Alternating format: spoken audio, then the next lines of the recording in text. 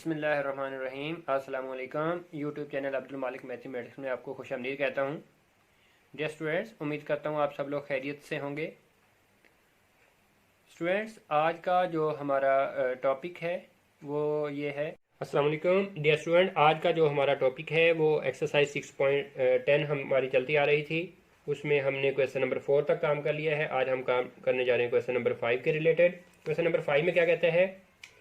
If the seventh and tenth term of an harmonic progression are 1/3 and 5/21। Dear student, आप screen पर देख सकते हैं कि सातवीं और 10वीं जो टर्म है हार्मोनिक प्रोग्रेशन की, मैं इसको यहाँ पर लिख देता हूँ। हार्मोनिक प्रोग्रेशन जो सेवन्थ टर्म है वो 1/3 बनती है, और जो 10th टर्म है, जो 10वीं टर्म है, वो 5/21 बनती है। फाइंड इट्स 14th टर्म, इसकी जो 14th वाली टर्म है वो हमने फाइंड करनी है। ये बात हमें जो गिवन है ये हार्मोनिक प्रोग्रेशन में गिवन है। तो अब हम क्या काम करते हैं, इन अरेथमेटिक प्रोग्रेशन, हम अगर इसको अरेथमेटिक प्रोग्रेशन में चेंज करें तो A7 अरेथमेटिक प्रोग्रेशन में A7 जो होगा वो इसका रेसिप्रोकल होगा 3, और A10 जो होगा वो इसका रेसिप्रोकल होगा 21/5, और उसमें हमने A14 फाइंड करना है। तो इसके लिए स्टूडेंट्स हम ये बात जानते हैं कि an equals to A1 plus n-1 into d. तो इसमें n की जगह पर एक मतलब 7 पुट कर लें, एक मतलब 10 पुट कर लें। n इक्वल्स टू 7 लेते हैं तो A7 equals to A1 plus 6d आएगा। 7 - 1 6d। और अगर हम n की जगह पर 10 पुट कर लें तो हमें क्या मिलता है? A10 equals to A1 plus 10 - 1 यानी कि 9d। और फिर हम इसमें क्योंकि 14 फाइंड करना है A14, तो हम इसमें 14 भी पुट कर लेते हैं। A14 equals to A1 plus 14 - 1 13d। इसको मैं इक्वेशन नंबर 1 कह लेता हूँ। इसमें चूँकि हमने A1 और D की वैल्यू पुट करनी है तो हमें A14 हासिल होगा।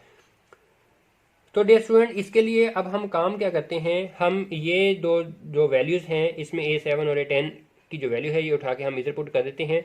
अच्छा, मैं इसको कह लेता हूँ नंबर 2, नंबर 3, इस तरह इक्वेशंस कह लेते हैं।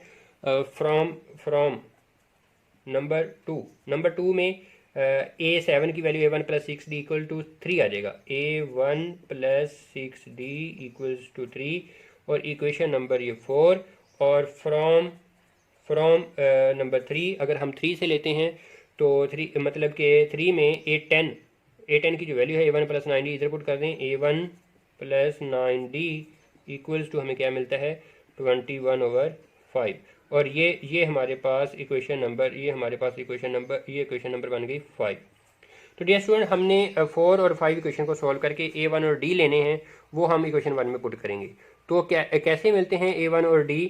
मुझे नज़र आ रहा है कि मैं अगर इनको सब्ट्रैक्ट करता हूँ, मैं कैसे सब्ट्रैक्ट करता हूँ, 5 - 4 कर लेते हैं। 5 - 4, तो हमें यहाँ से क्या मिलता है कि A1 ये 5 पहले लिख लेते हैं। 5 है A1 plus 9d equals to 21/5। इसके नीचे हम इक्वेशन नंबर 4 लिखते हैं, वो क्या है? A1 plus 6d equals to 3।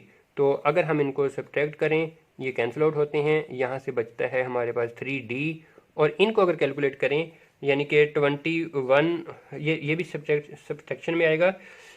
5 LCM लेंगे तो इसको हम यूँ रफली कर सकते हैं, यानी कि अगर मैं इसको यूँ कर दूँ 21/5 माइनस 3, तो 3 इधर मल्टीप्लाई होगा, 21 माइनस 5 मल्टीप्लाई होगा, 5 3 15/5, तो ये 6/5, ये 6/5 रिमेनिंग। तो d equals to 6/5 multiply by 3, ये 3 आगे डिवाइड हो गया, डिवीजन में यानी कि मल्टीप्लाई हुआ, तो ये इससे कैंसिल आउट हुआ तो 2। तो हमारे पास d की जो वैल्यू बनती है वो 2/5। d की वैल्यू क्या बनी? 2/5। अब हम इसको किसी एक इक्वेशन में पुट कर लेते हैं। पुट इन या तो 4 करें या फिर 5 पुट इन 4 कर लेते हैं। पुट इन 4 तो A1 मिलेगा, वहाँ से A1 प्लस 6 डी की जगह पर हमारे पास 2/5 इक्वल्स टू 3। तो डियर स्टूडेंट अगर मैं इसको यूँ लिखूँ A1 इक्वल्स टू 3 माइनस, ये इधर प्लस में उधर जाके माइनस 6 टू 12/5, 5 3 15, 15 माइनस 12, ये हमारे पास A1 की जो वैल्यू मिलती है 3/5 बनती है। ये A1 की वैल्यू, ये D की वैल्यू कहाँ पर पुट करनी है हमने? इक्वेशन नंबर 1 में। From equation number 1, equation number 1 में अगर पुट करते हैं तो A14 हमारे पास किसके इक्वल आता है? A1 की वैल्यू, A1 की वैल्यू 3/5 और प्लस 13 D की वैल्यू 2/5। तो डियर स्टूडेंट अगर हम इसका एलसीएम लें, 5 आएगा, 13 2 टाइम 26, 26 प्लस 3, ये 29/5 बनता है। लेकिन ये 14th वाली टर्म ज़रूर है। ये किस फॉर्म में है? क्योंकि हमने अपने क्वेश्चन को अरिथमेटिक प्रोग्रेशन में चेंज कर लिया था, जबकि हमने आंसर जो बताना है वो अरिथमेटिक प्रोग्रेशन में बताना है। तो सॉरी, हार्मोनिक प्रोग्रेशन में बताना है। तो हार्मोनिक प्रोग्रेशन में अगर मैं इसको लिखूं तो इन हार्मोनिक प्रोग्रेशन के अंदर जो 14th टर्म बनेगी, 14वीं टर्म बनेगी, वो इसका रेसिप्रोकल होगी 5/5/29। ये हमारे पास इस क्वेश्चन का फाइनल आंसर कहलाएगा। स्टूडेंट्स यहाँ पर मिस्टेक कर जाते हैं, वो सारा क्वेश्चन यहाँ तक आके ठीक कर लेते हैं, लास्ट में ये वाला आंसर, ये असल में आंसर तो ये है ना हार्मोनिक में, वो समझते हैं शायद ये आंसर है, वो यहीं पर क्वेश्चन को छोड़ जाते हैं। तो इसकी वजह से इसका नंबर कट सकता है। इस पर ज़रा गौर कीजिएगा। अब हम आते हैं इसके क्वेश्चन नंबर 6 की तरफ। Question number 6, dear student question number 6 में हमें क्या कहा गया है? आप स्क्रीन पर सामने देख सकते हैं, the first term of an harmonic progression is, मतलब कि पहली टर्म है कितनी है? -1/3 है। किसमें? इन हार्मोनिक प्रोग्रेशन, ये हार्मोनिक प्रोग्रेशन की बात हो रही है। एंड द फिफ्थ टर्म, और उसमें पांचवी जो टर्म है, इज 1/5, A5 जो है वो 1/5 है। फाइंड इट्स नाइन्थ टर्म, इसकी जो हमें नाइन्थ टर्म है वो फाइंड करनी है। स्टूडेंट पहले तक की तरह जैसे हमने क्वेश्चन नंबर 5 किया सेम वैसा ही होगा, लेकिन इसमें थोड़ी सी बात आसान है। मैं इसको इन अरिथमेटिक प्रोग्रेशन चेंज करता हूँ। अरिथमेटिक प्रोग्रेशन अगर मैं इसको चेंज कर दूँ तो A1 क्या मिलता है? A1 मिलता है इसका रेसिप्रोकल -3, और A5 क्या मिलता है? ओनली 5, और हम इसमें A9 फाइंड करेंगे। तो पहले की तरह ही AN equals to A1 plus N-1 into D, ये फार्मूला, इस फार्मूले के अंदर हम ये A1 हमें मालूम है, इसमें कोई शक नहीं है। अब हम इसमें क्या करते हैं? N की जगह पर 5 पुट करते हैं, N इक्वल्स टू 5। तो यहाँ पर A5 इक्वल्स टू A1 की वैल्यू भी पुट कर लेते हैं, -3 प्लस 5 - 1 4 इंटू D। A5 की अगर वैल्यू देखी जाए तो वो 5 है इक्वल्स टू, बल्कि इस 3 को अब देखिए A5 की वैल्यू यहाँ से आ गई और इस 3 को उधर ले जाएं, +3 equals to 4D, 5 + 3 8 equals to 4D, और अगर 4 से डिवाइड कर दिया जाए तो 2 बाकी बचता है। तो D की वैल्यू हमारे पास ये बनती है, A1 ये, D ये। अब जो कि हमें नाइन्थ टर्म लिखनी है तो हम इसी फार्मूले के अंदर N इक्वल्स टू 9 रखते हैं। तो क्या मिलता है? A9 इक्वल्स टू A1 की वैल्यू -3 प्लस 9 - 1 D की वैल्यू हमारे पास 2। तो स्टूडेंट्स -3 प्लस 9 - 1 8 to 16, ये हमारे पास वैल्यू आती है 13। किसकी वैल्यू? A9। लेकिन ये जो A9 हमें हासिल हुआ है ये अरिथमेटिक प्रोग्रेशन में हमने काम किया है। हमें जो कि आंसर बताना है हार्मोनिक प्रोग्रेशन के अंदर, तो मैं इसको हार्मोनिक प्रोग्रेशन के अंदर चेंज कर देता हूँ। इन हार्मोनिक प्रोग्रेशन के अंदर जो नाइन्थ टर्म होगी वो इसका रेसिप्रोकल होगी, वो क्या होगी? 1/13। ये स्टूडेंट्स हमारे पास इस क्वेश्चन का आंसर कहलाएगा। आइए अब हम अपना वक्त ज़ाया किए बगैर इसके अगले क्वेश्चन की तरफ बढ़ते हैं। क्वेश्चन नंबर हमारे पास है 7। क्वेश्चन नंबर 7 में हमें क्या कहता है? इफ़ 5 इज़ हार्मोनिक मीन जो है वो कितना है? 5 बिटवीन 2 एंड B। किसके बिटवीन?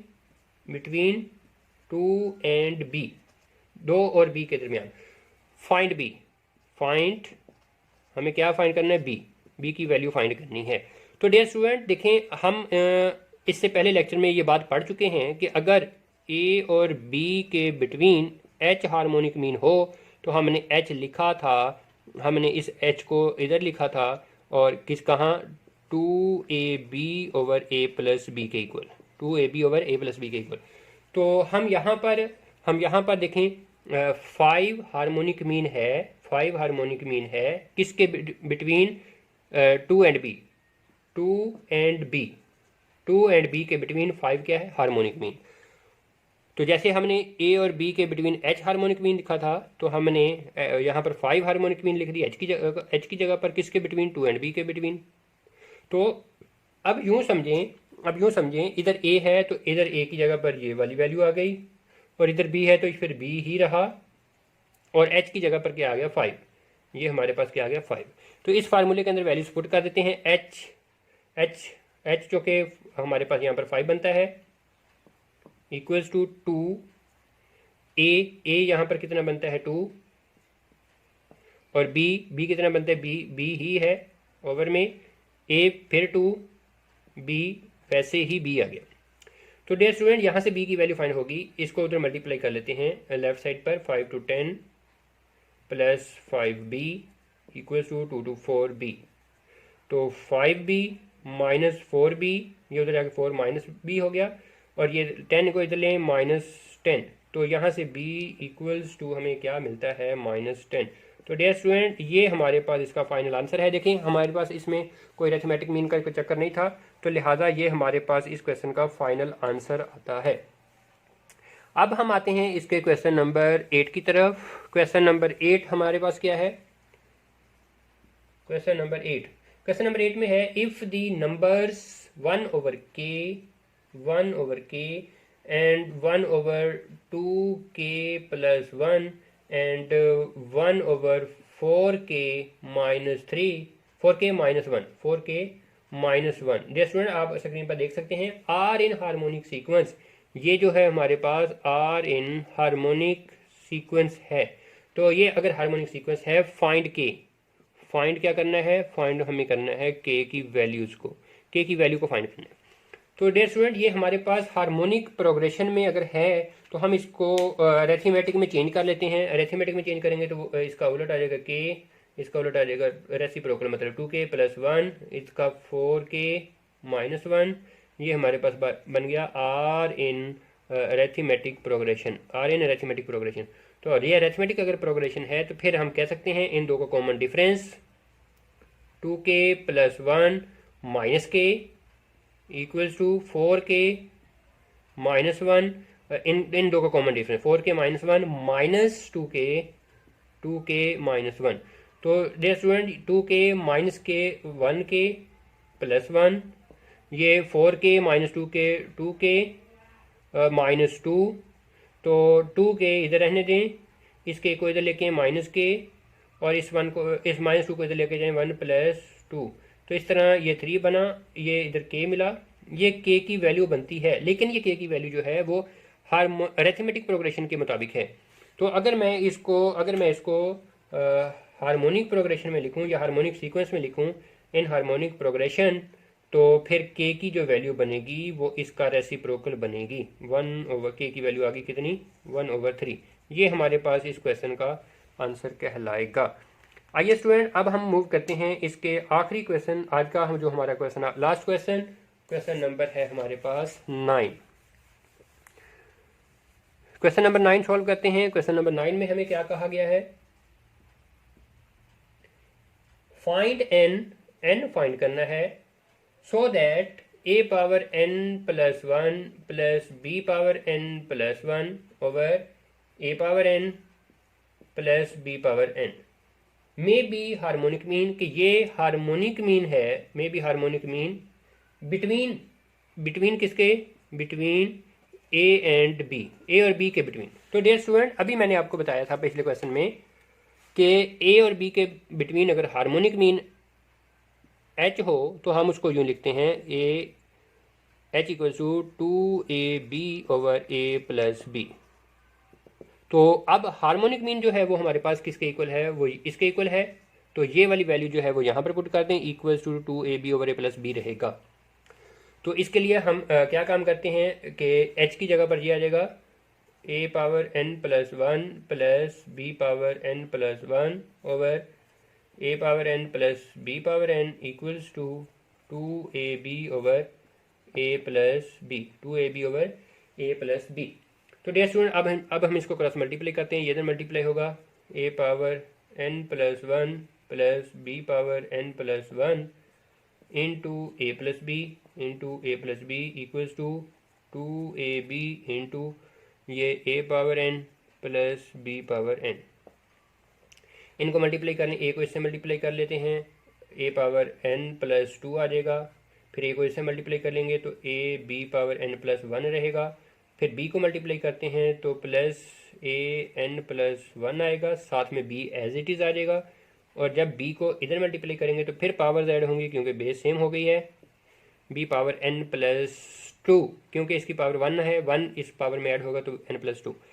सेम यही काम मैंने a की वैल्यू के लिए किया था। अब यहाँ पर ये मल्टीप्लाई होगा तो 2a की पावर में एक ऐड होगा n+1, साथ में b आ जाएगा, प्लस अब ये इधर मल्टीप्लाई होगा तो 2a साथ में एज इट इज़ आ जाएगा, b की पावर में एक ऐड हो जाएगा। तो डियर स्टूडेंट अब देखें इन दो टर्म्स को राइट साइड पर ले जाते हैं। इधर आ गया a⁻n+2 प्लस b⁻n+2, ये इधर आ गए इक्वल्स टू ये 2a⁻n+1 multiply by b plus 2ab⁻n+1 और ये उधर जाके माइनस कर दें, माइनस a⁻n+1 माइनस ये उधर जाके माइनस कर दें a⁻n+1 इंटू b। तो अब डियर स्टूडेंट ये एज इट इज़ लिखेंगे an+2 plus bn+2 equals to देखें a⁻n+1 b a⁻n+1 b, ये माइनस में 1 टाइम है, ये 2 टाइम है प्लस में, तो प्लस में 1 टाइम बाकी रह जाएगा a⁻n+1 इंटू b। और इन दोनों को अगर देखा जाए, इसको देखा जाए तो फिर ये माइनस में 1 टाइम है ab⁻n+1, ये प्लस में है ab⁻n+1, तो ये प्लस में 2 टाइम, तो प्लस में 1 टाइम ये बाकी रह जाएगा ऐसे। तो अब हम क्या काम करते हैं, अब हम इसमें एक नंबर को इधर से उधर लेके जाते हैं, एक नंबर को उधर से इधर लेके आते हैं। तो मैं यहाँ से इस नंबर को उधर लेके जा रहा हूँ, a⁻n+2 माइनस ये आ गया a⁻n+1 multiply by b equals to ये ab⁻n+1 ये आ गया और ये उधर जाके माइनस b⁻n+2। तो डियर स्टूडेंट ये बात हमारे पास यहाँ तक पहुँच गई हुई है। अब अगर इसमें मैं इस a⁻n+1 को मैं यहाँ पर लिखता हूँ कि a⁻n+2 है, इसको ये चलें यूँ कर लेते हैं n+1 मल्टीप्लाई बाई a, यूँ कर लेते हैं, तोड़ दिया इसको, और माइनस ये as it is an+1 into b equals to अब इसको एज इट इज़ लिख लेते हैं ab⁻n+1 और इसको तोड़ लेते हैं minus b multiply by b⁻n+1, इस तरह हमने इसको तोड़ा। तो डियर स्टूडेंट ये इसलिए इसको ब्रेक किया कि हम यहाँ से लेफ्ट साइड से कॉमन लेते हैं। क्या कॉमन आता है, a⁻n+1 कॉमन, बाकी बचा a माइनस b। और इसी तरह यहाँ इधर से कॉमन लेने के लिए इसको ब्रेक किया था, तो b⁻n+1 कॉमन, a-b बाकी बचा। अब ये नंबर इधर आके डिवाइड कर दें, a⁻n+1 over b⁻n+1 equals to a-b, और ये a-b इधर डिनोमिनेटर में जाएगा, a-b। तो डियर स्टूडेंट ये कैंसिल आउट होकर 1 रहा। इसको मैं यूँ लिख सकता हूँ a/b, चूँकि इसकी पावर सेम है तो n+1 कर दें। इधर चूँकि 1 रह गया, सिर्फ 1 रह गया, तो मैं उसको क्यों ना ये इक्वल्स टू 1 रह गया ना, तो मैं इसको लिख देता हूँ a/b⁻0। ये ऐसा मैंने क्यों किया, इसलिए किया कि मैं इसकी बेस को सेम करके पावर्स को कंपेयर करूँ, तो फिर मेरे पास डियर स्टूडेंट वैल्यू बनती है n+1 इक्वल्स टू 0, तो n इक्वल्स टू -1। हमें चूँकि n फाइंड करना था हमें जो कि n फाइंड करना था। तो ये हमारे पास n की वैल्यू आ गई, जो कि बड़ा ही इम्पोर्टेंट। इसी क्वेश्चन को हम अरेथमेटिक प्रोग्रेशन में सॉल्व कर चुके हैं। यानी कि अरेथमेटिक मीन कहें, अरेथमेटिक प्रोग्रेशन न कहें, अरेथमेटिक मीन कहें। और फिर हम इसको ज्योमेट्रिक मीन में सॉल्व कर चुके हैं। आज हमने इसको हार्मोनिक मीन में सॉल्व किया है। तो डियर स्टूडेंट, ये एमसीक्यूज़ के, देखो लॉन्ग क्वेश्चन है, लेकिन इंट्री टेस्ट में एमसीक्यूज़ के हवाले से ये बड़ा इंपॉर्टेंट क्वेश्चन है। और यहाँ पर एफएससी में हमारे पास ये लॉन्ग क्वेश्चन के हवाले से बड़ा इंपॉर्टेंट क्वेश्चन है। डियर स्टूडेंट, इसको अच्छे तरीके से तैयार कर लीजिएगा। कोई प्रॉब्लम हो तो कमेंट सेक्शन में बता दीजिएगा। और बाकी के अगर इसके पूरे चैप्टर के लेक्चर्स आपको चाहिए हैं, मुकम्मल चैप्टर, वो इसी वीडियो की डिस्क्रिप्शन में मौजूद हैं, वहाँ से ले सकते हैं। हर क्वेश्चन मौजूद है, वहाँ से देखकर उसको समझ लीजिएगा। कोई बात पूछनी हो तो कमेंट सेक्शन में जाके पूछ सकते हैं। बहुत शुक्रिया, अल्लाह हाफिज़। डियर स्टूडेंट्स, उम्मीद करता हूँ आपको ये मेरा लेक्चर पसंद आया होगा। अगर ये आपको लेक्चर पसंद आया है तो काइंडली इसको शेयर कीजिएगा, खुद लाइक कर दीजिएगा। और अगर आप मेरे चैनल पर नए हैं तो काइंडली मेरे चैनल को सब्सक्राइब कर दीजिएगा, ताकि आपको मेरी जो नेक्स्ट वीडियोस हैं वो बर वक्त मौसूल हो सकें। इंशाल्लाह वो आपके लिए फ़ायदेमंद साबित होंगी। तब तक के लिए इजाज़त दीजिए। अल्लाह हाफिज़।